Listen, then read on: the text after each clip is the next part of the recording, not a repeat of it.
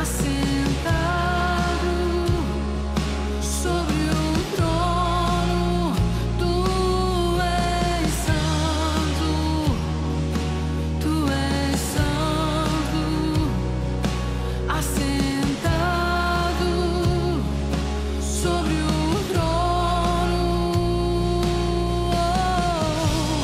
A honra, a glória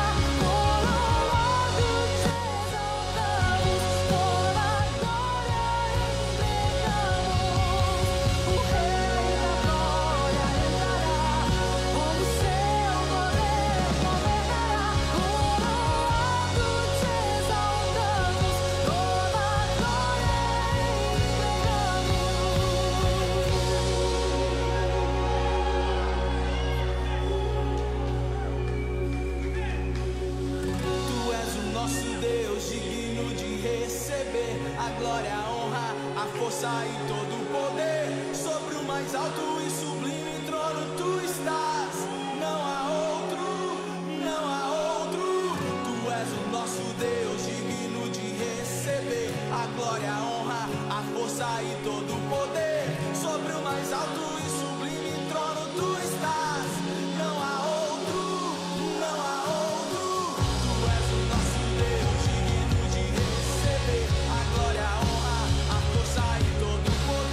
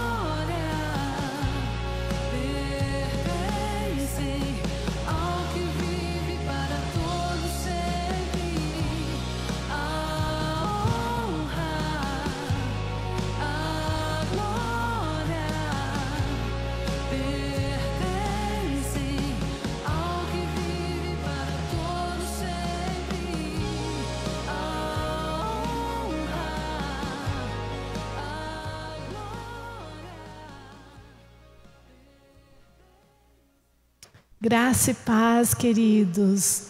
Muito bom estar aqui na igreja hoje para estarmos juntos nesse momento, né? Compartilhando com vocês mais uma palavra do Senhor, né? Para o coração de vocês. Sejam bem-vindos, compartilhe essa live com outras pessoas, então envie o link para os grupos, para as células, para os seus amigos, para as pessoas que você sabe que estão em casa, que não pode sair de casa, né? E tire uma foto, publica, coloque a nossa hashtag da nossa igreja, juntos de todo o coração. Vamos divulgar, né, que nós somos uma igreja que não para. E nesse tempo aí de quarentena, que nós não estamos reunindo aqui no templo como igreja, né, mas nós estamos aqui toda semana, todos os dias, juntos para levar uma palavra para você que está em casa. E compartilhe aí com a gente os seus pedidos de oração. Pode deixar aí que nós estaremos orando no final aqui da nossa live, né? Mas fique atento, porque várias coisas têm acontecido durante a semana.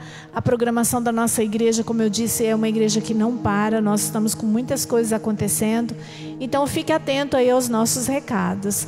Seja bem-vindo e é muito bom estar aqui com vocês.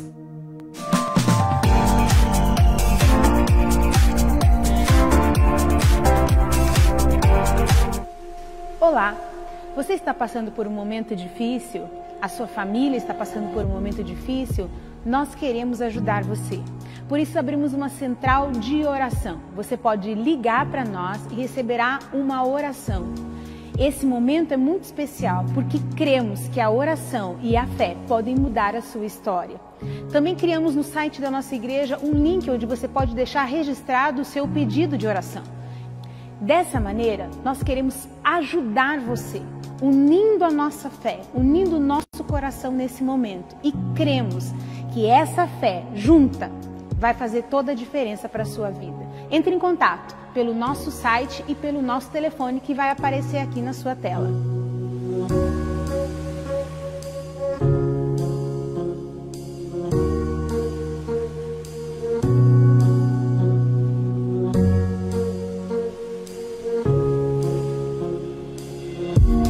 Olá, você tem mais de 60 anos, tem alguma doença crônica, está de quarentena por conta do coronavírus? Nós queremos dizer para você, fique em casa. Nós queremos te servir. Nós da Juventude Aviva, da Primeira Igreja Batista, nós iremos para você caso você precise ir no mercado, caso você precise fazer uma compra, caso você precise levar algum encaminhamento, algum pedido de exame. Entre em contato com este telefone 99804 8001. Entre em contato, mande sua mensagem, sua solicitação, que nós iremos servir você. Deus abençoe sua vida.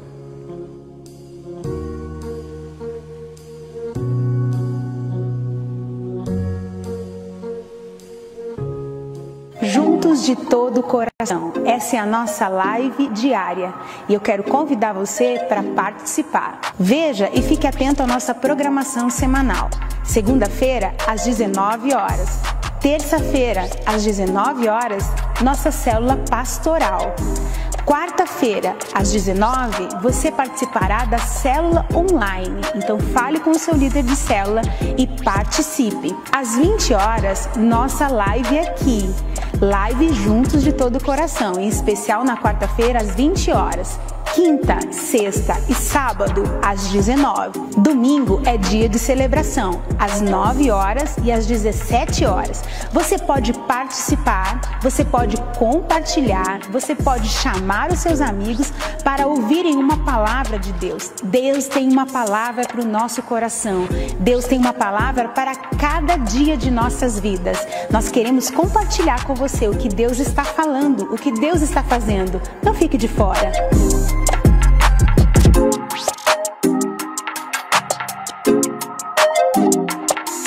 Provérbios 11:25 diz: quem é generoso progride na vida, e quem ajuda será ajudado. Estamos vivendo um tempo de teste da nossa fidelidade ao Senhor, e eu quero desafiar você a continuar sendo generoso por meio das tuas ofertas, dos teus dízimos e também entregando alimentos para que possamos continuar ajudando famílias, ampliando a nossa ajuda a famílias necessitadas que têm precisado de maneira emergencial um socorro, e Deus vai usar a minha e a sua vida para isso. Deus te abençoe em nome de Jesus.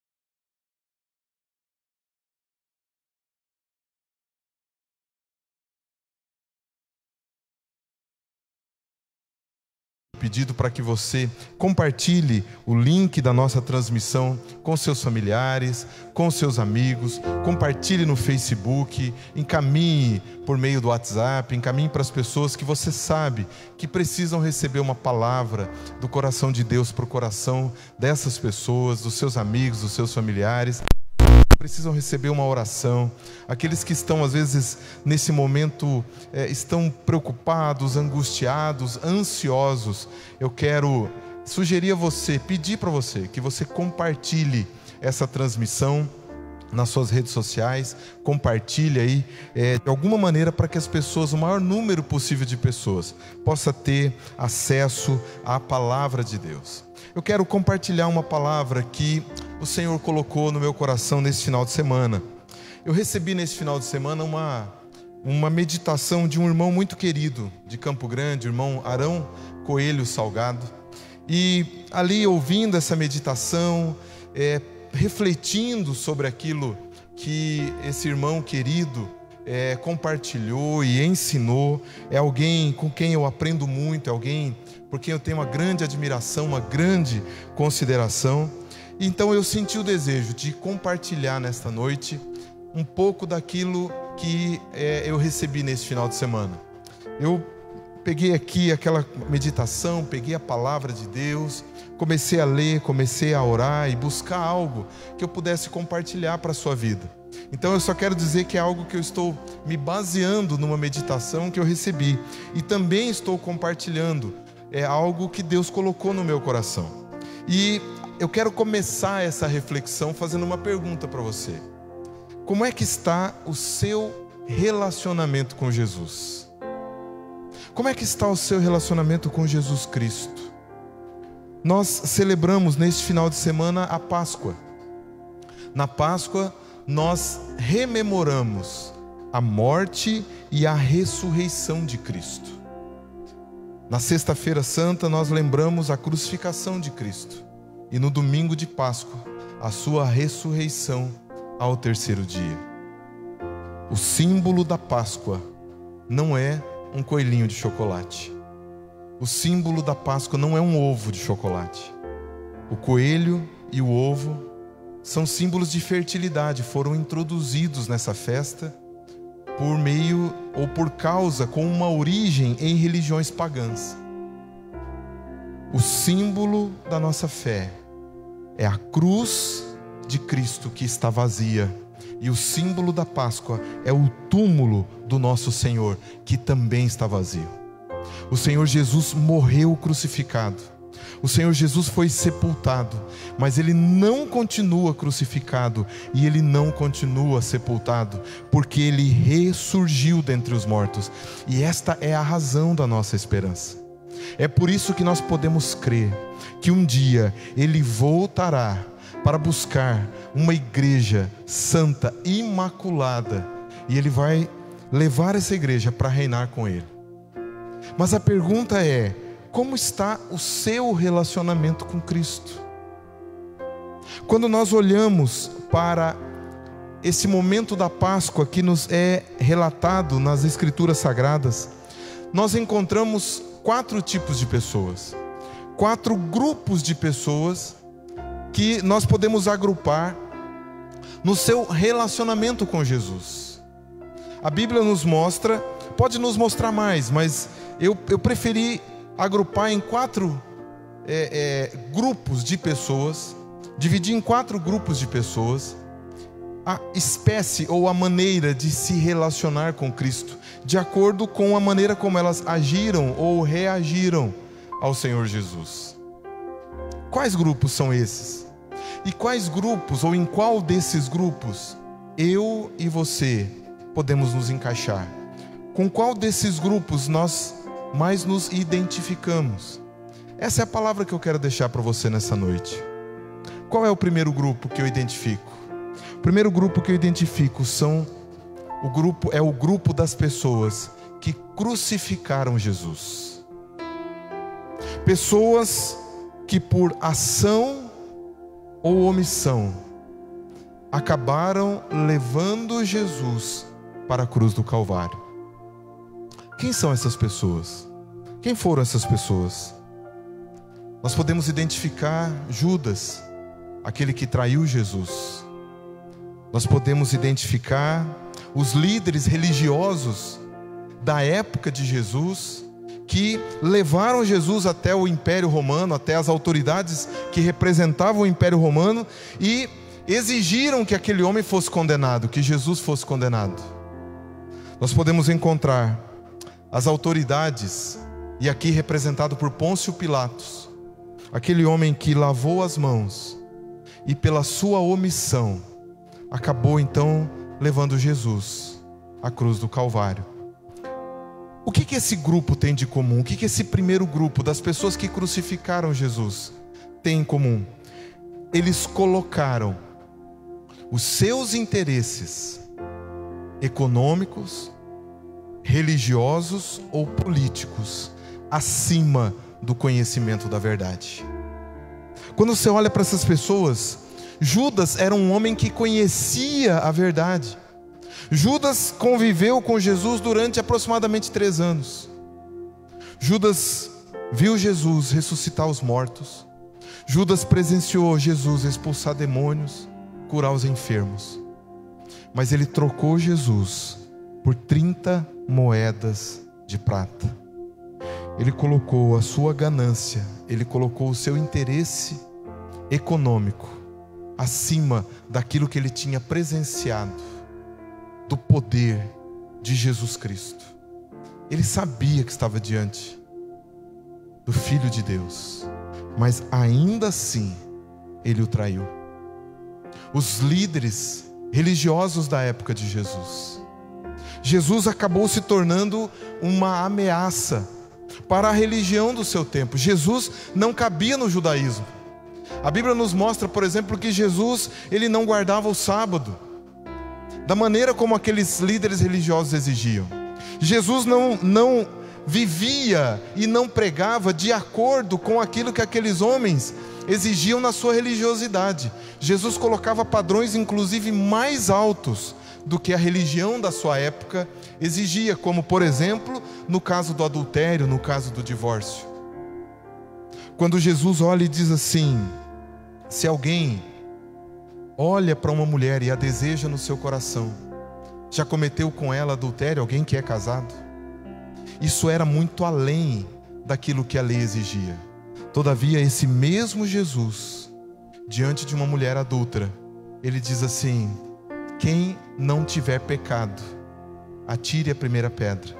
E ele perdoa o pecado da mulher adúltera. Jesus ergue o padrão, mas Jesus também amplia a graça e a misericórdia. E isso não cabia na religiosidade daqueles líderes. Isso não cabia no legalismo, na maneira como eles entendiam a religião. Jesus também acabou se tornando uma ameaça para os governantes romanos, porque as multidões iam até Jesus, as multidões seguiam Jesus.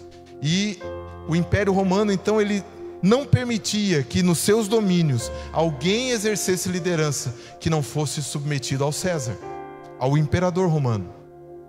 Então, os interesses econômicos, políticos e religiosos se uniram para levar Jesus à cruz do Calvário. Mas e nos dias de hoje? E nos nossos dias? Quantas e quantas pessoas têm deixado de seguir Jesus? Têm deixado de viver uma vida na presença de Cristo por causa de interesses econômicos, de interesses políticos ou, infelizmente, até mesmo de interesses puramente religiosos. A ponto de o escritor de Hebreus, no capítulo 6, dizer que aqueles que experimentaram, como Judas, conheceram, viveram o amor de Deus, o amor de Cristo, foram iluminados e rejeitaram e apostataram da fé. O verso 6 do capítulo 6 de Hebreus diz que é como se essas pessoas estivessem crucificando novamente Jesus. Nos nossos dias, pessoas estão de novo mandando Jesus para a cruz na sua própria vida, porque rejeitam o senhorio de Cristo, porque rejeitam o sacrifício de Cristo e tornam o sacrifício de Cristo em vão na sua própria vida. Querido, não faça parte do grupo das pessoas que ainda hoje estão crucificando novamente Jesus na sua própria vida. O segundo grupo de pessoas que eu identifico são as pessoas que abandonaram de alguma forma Jesus. Pare e pense naquilo que a palavra de Deus nos mostra na época de Jesus. Quantas pessoas que não participaram ativamente do processo de crucificar Jesus, mas de alguma forma se distanciaram, seja porque negaram a Jesus, seja porque não creram na sua mensagem. O exemplo daquele que negou Jesus, o exemplo mais claro é de Pedro. Pedro também caminhou com Cristo durante aproximadamente 3 anos. Pouco tempo antes de Jesus ser preso, Pedro disse assim: mestre, estarei contigo até a morte. Mas quando realmente as coisas se tornaram sérias, quando Jesus foi preso e Pedro viu que Jesus estava indo realmente para a morte, a Bíblia fala que por 3 vezes antes do galo cantar, naquela mesma noite que Jesus foi preso, Pedro negou Jesus por 3 vezes.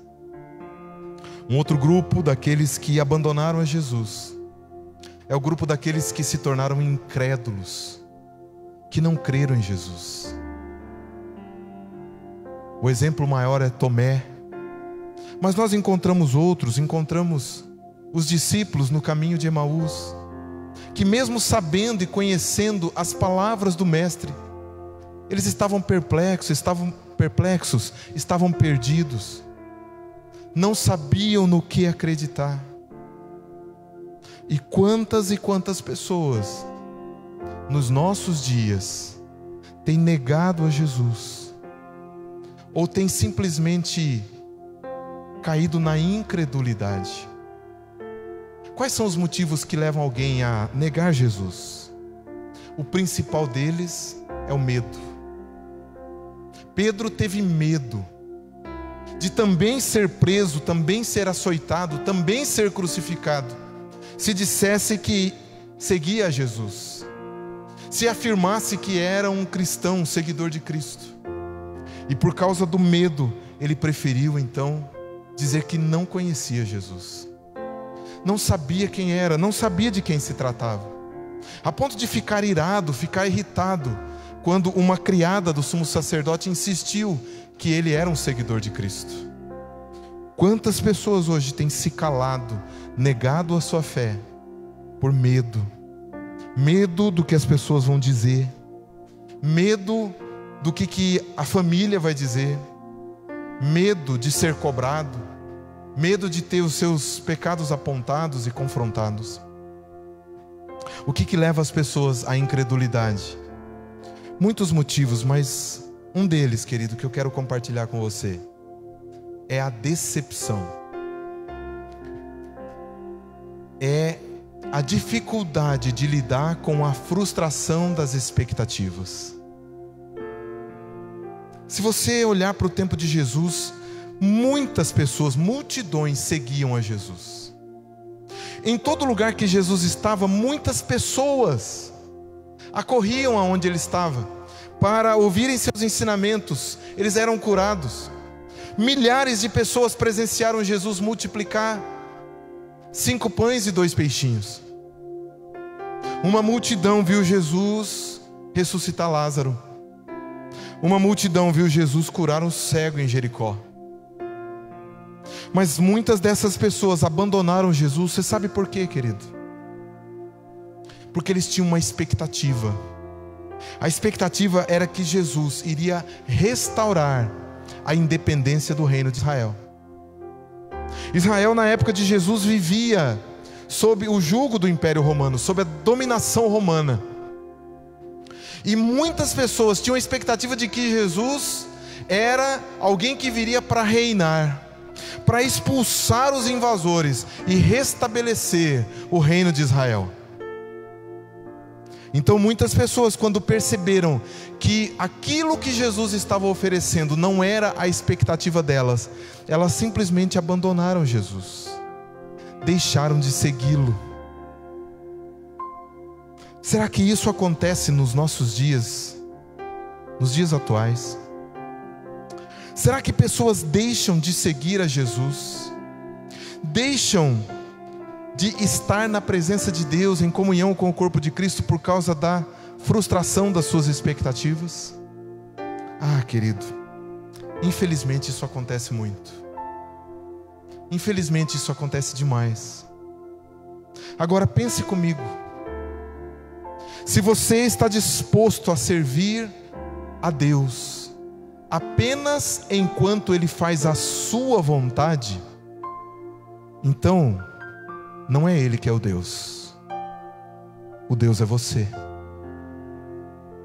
Quantas pessoas querem seguir Jesus, querem seguir a Cristo, querem estar em comunhão com a igreja, desde que Deus cure todas as suas enfermidades, Deus abençoe a sua vida financeira, Deus abençoe a sua família, Deus dê prosperidade, Deus dê vitória em todas as lutas. E quando a resposta de Deus é não, essas pessoas se frustram. Quando as coisas não são exatamente como elas querem, essas pessoas se frustram e dizem assim: não vou mais seguir a Cristo. Eu não vou mais seguir. Porque de que me serve um Deus que não faz todas as minhas vontades? De que me serve um Deus que não faz tudo o que eu quero? E assim nós vamos encontrando pessoas que, ao invés de serem filhos amados de Deus, querem ser filhos mimados por Deus.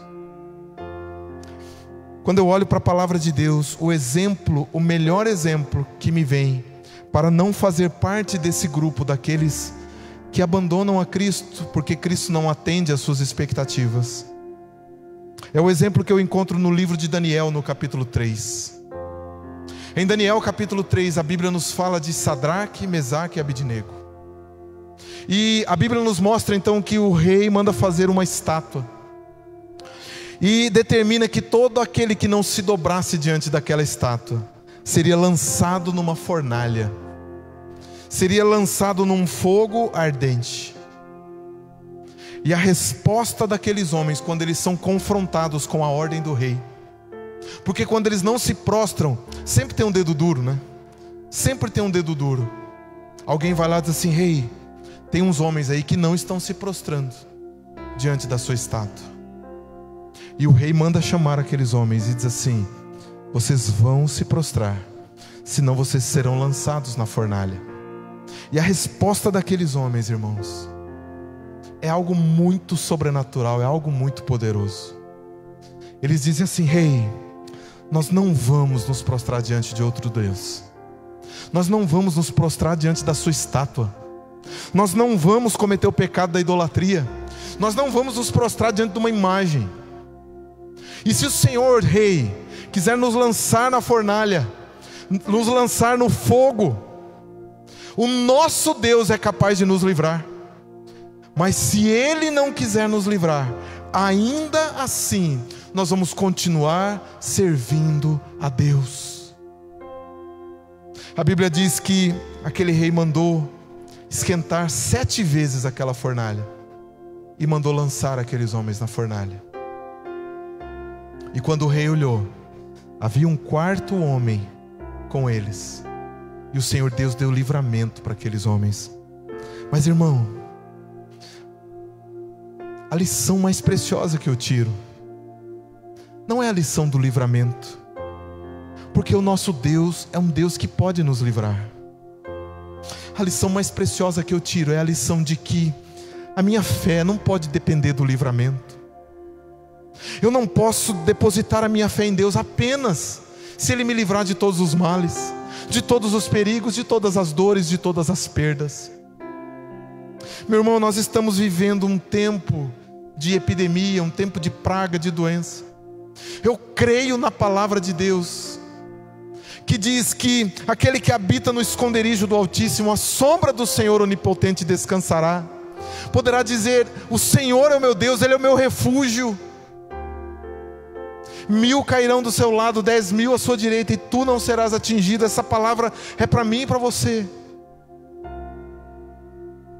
Eu creio que a minha casa, que a sua casa, você que está me assistindo, não será atingida pela praga, pela peste perniciosa, pela mortandade. Eu creio na palavra de Deus. Mas, meu irmão, minha irmã querida, se o Senhor aprouver que não vai me guardar, se o Senhor decidir que não vai guardar a minha vida, não vai guardar a vida de algum daqueles que me são queridos, é lógico que eu vou me entristecer, mas isso nunca vai ser motivo para negar a fé. Isso nunca vai ser motivo para abandonar a Cristo, porque Ele é meu Deus quando Ele diz sim, e Ele é meu Deus quando Ele diz não. Porque Ele é Deus quando Ele me livra, e Ele continua sendo Deus quando decide não livrar. Ele é o Deus, não sou eu. É Ele quem decide, é Ele quem dá a última palavra. Não são os médicos, não são os políticos, os governantes, não é a justiça, é Deus. Deus dá a última palavra sobre a minha vida. E a minha fé não pode estar refém das circunstâncias. O apóstolo Paulo diz que nós andamos pela fé e não por aquilo que nós vemos. Se você vive de acordo com aquilo que você vê, com aquilo que você pode tocar, com aquilo que você pode cheirar, com aquilo que você pode mensurar o valor, então, querido, você é escravo desse mundo, você é escravo das circunstâncias. Quantas pessoas negaram a sua fé em Jesus porque Ele não atendeu, Ele não correspondeu às suas expectativas? Não faça parte desse grupo. Não faça parte desse grupo de pessoas que idolatram a própria vontade e só estão dispostas a servir a Deus se Deus atender todos os seus desejos, todas as suas vontades. Às vezes as nossas vontades parecem tão boas, tão perfeitas, mas saiba, querido, que a vontade de Deus é boa, é perfeita e é agradável em todas as situações, em todos os casos, em todos os momentos. A vontade de Deus é melhor do que a minha vontade e a sua vontade. Eu sei que é difícil a gente dizer isso para alguém que perde um ente querido. Eu sei que é difícil dizer isso para alguém que enfrentou uma tragédia, que enfrentou uma crise, que às vezes teve que fechar uma empresa, que às vezes perdeu todos os seus bens, aquele que está lutando com uma enfermidade. Eu sei que isso não é fácil, mas entenda, querido, se Deus tiver que atender todas as suas vontades, então o Deus é você, não é Ele mais.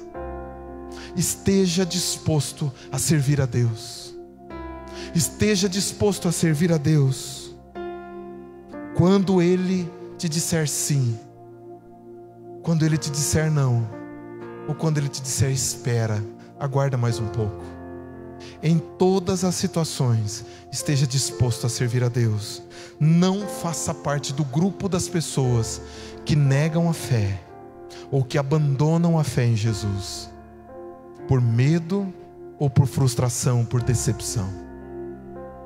O terceiro grupo das pessoas que eu encontro nesse período da crucificação, da morte e ressurreição de Cristo, são aquelas pessoas que de alguma maneira ajudaram a Cristo. O terceiro grupo é o grupo das pessoas que de alguma maneira ajudaram o Mestre.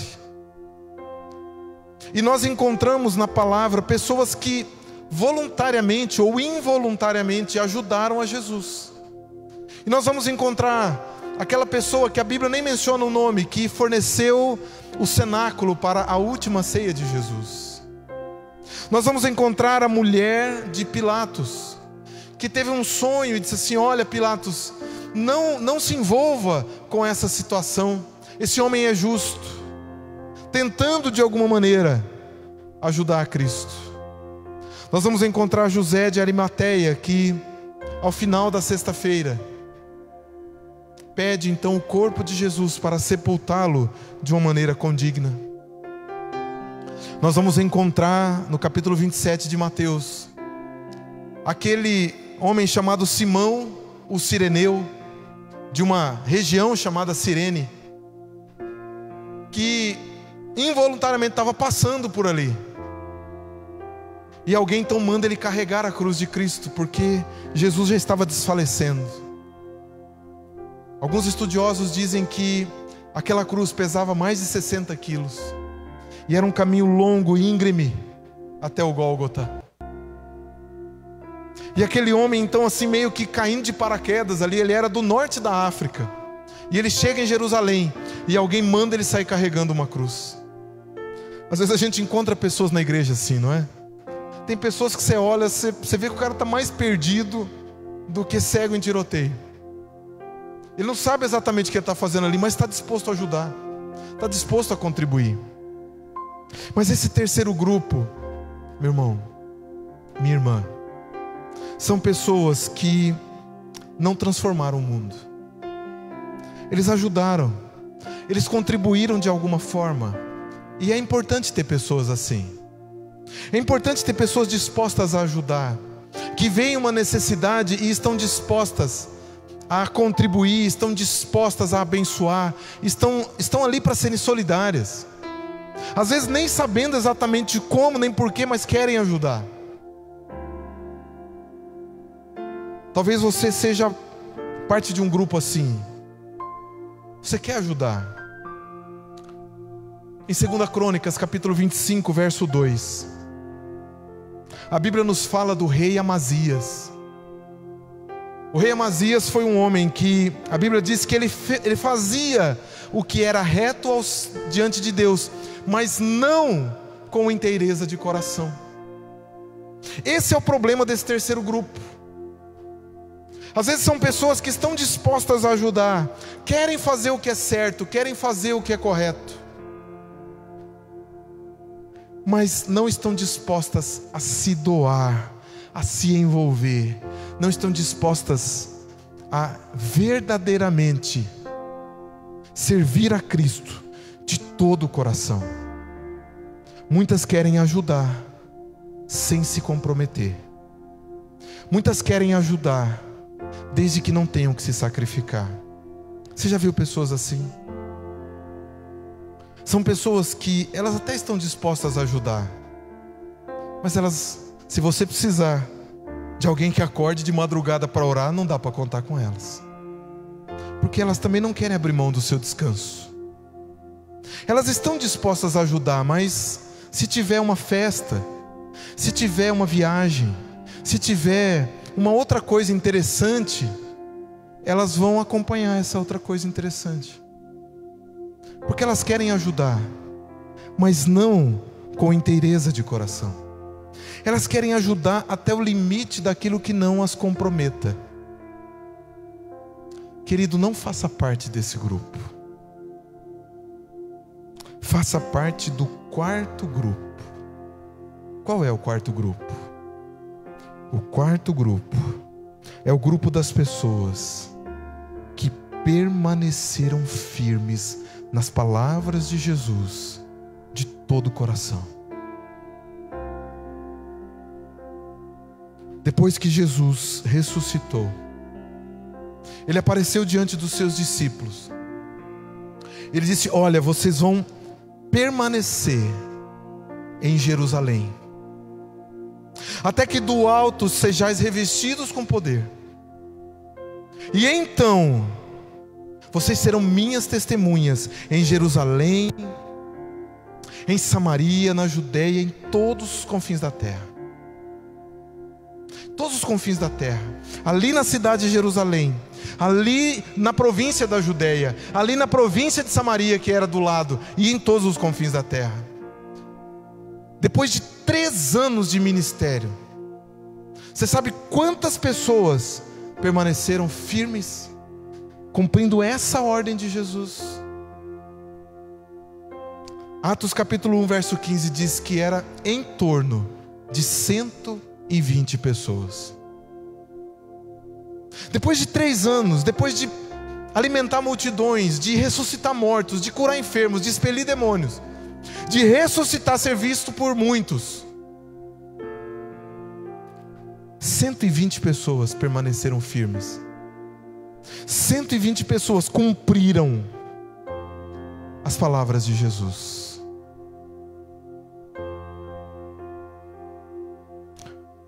Evangelho de João, capítulo 14, verso 21, diz assim: aquele que tem os meus mandamentos e os guarda, esse é o que me ama.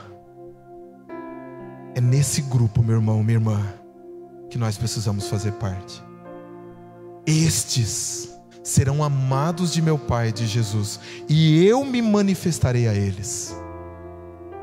É esse grupo daqueles que recebem os mandamentos de Cristo, recebem as palavras do Senhor Jesus e guardam de todo o coração.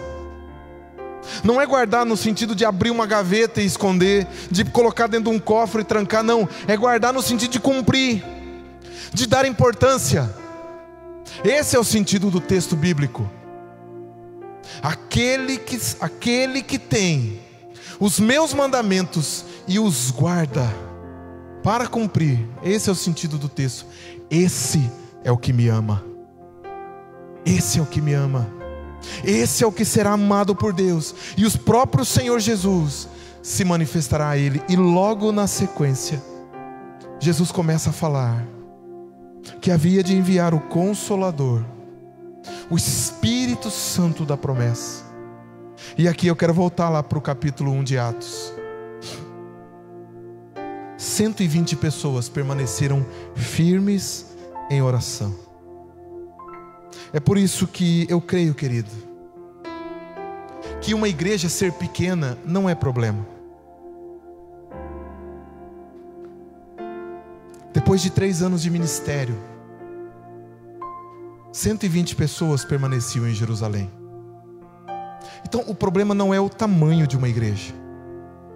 O problema é quando uma igreja se torna irrelevante, porque ela deixou de cumprir o ID de Jesus, porque ela deixou de ser apaixonada por ganhar almas para Jesus, porque ela deixou de ser apaixonada por discipular as pessoas, por cuidar das pessoas, por exercer os ministérios que são mencionados lá em Efésios capítulo 4, verso 11, que deixa de plantar igrejas, ministério apostólico, deixa de exercer o ministério profético, deixa de evangelizar, deixa de ensinar e deixa de pastorear as pessoas com integridade, com sinceridade de coração, com paixão, com dedicação integral. O problema não é o tamanho da igreja. O problema é quando a igreja se fecha em torno dela mesma. Quando a igreja se fecha em torno dos seus problemas, das suas picuinhas, das suas questões internas, e deixa de guardar, no sentido de cumprir as palavras de Jesus, que disse: ide fazer discípulos de todas as nações, e batizar as pessoas em nome do Pai, do Filho e do Espírito Santo, ensinando-as a guardar tudo o que eu vos ordenei. Esse é o papel da igreja. Igreja não é ONG. Igreja não tem que fazer campanha política. Cada cristão, cada pessoa, cada cidadão tem a sua opinião, tem a sua compreensão, tem a sua posição ideológica, é natural. Mas a igreja não tem que se envolver com isso. A igreja precisa ser apaixonada por buscar a plenitude do Espírito Santo, ser cheio do Espírito Santo, ser cheio da presença de Deus. A igreja tem que ser cheia desta unção. E a igreja precisa levar a palavra. A igreja precisa anunciar a palavra. Essa pequenina igreja de 120 pessoas, assim que o Espírito Santo foi derramado sobre ela no dia de Pentecostes, o apóstolo Pedro pregou e 3.000 almas se converteram. O problema não é uma igreja pequena. O problema é uma igreja quando está estagnada, quando ela não é capaz de alcançar os perdidos, quando as pessoas irem para o inferno, não incomoda mais a igreja. O problema dos cristãos é quando eles se preocupam mais com alguém morrer com uma enfermidade, com o coronavírus, do que com as pessoas irem para o inferno. Esse é o problema que nós não podemos cair. O desafio, querido, o desafio para mim e para você é fazermos parte desse quarto grupo, do grupo das pessoas que, como diz em Hebreus capítulo 10, verso 22, das pessoas que se aproximam com sincero coração, em plena certeza de fé, tendo os corações purificados da má consciência e lavado o corpo com água, e guardam a firme confissão da esperança sem vacilar, porque quem fez a promessa é fiel. O desafio para mim e para você é fazer parte do grupo que guardam a promessa, do grupo que guarda a promessa, que guarda as palavras do Mestre e não abre mão delas, e não nega, e não renuncia, e não trai.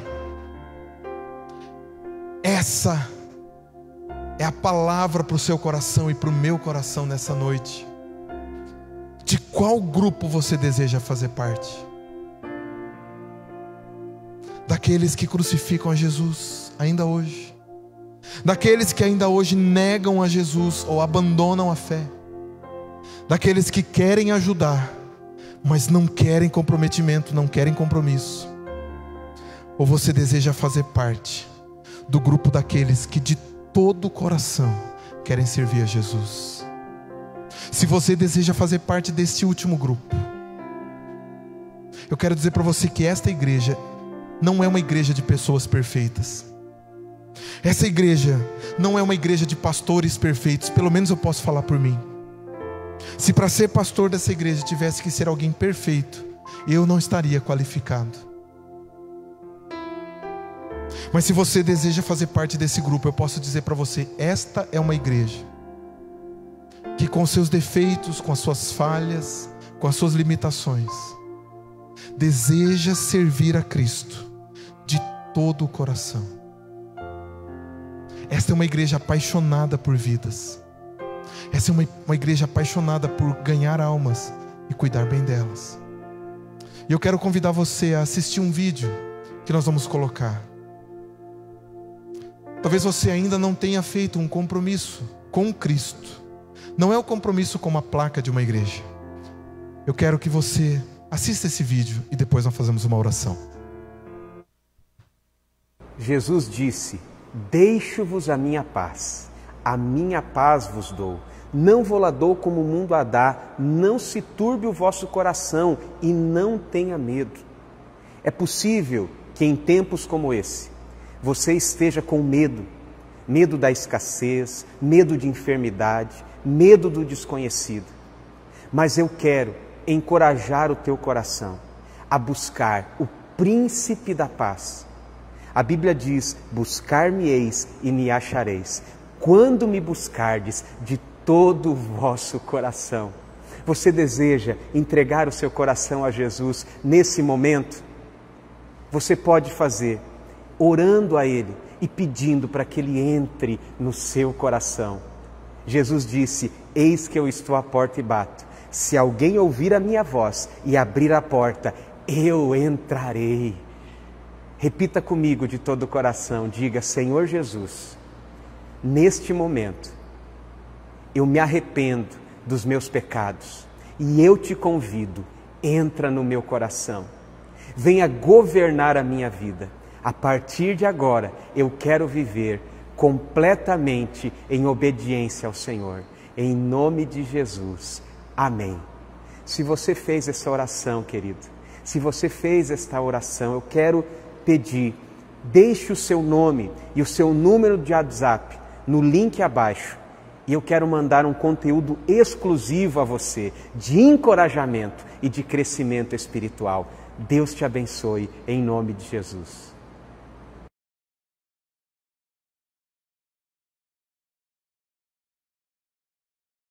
A sua vida a Jesus. Nós vamos colocar aí na nossa página um link para que você possa ter acesso ao sistema de integração da nossa igreja. Você vai poder deixar nesse link o seu nome, seu contato no WhatsApp, no telefone.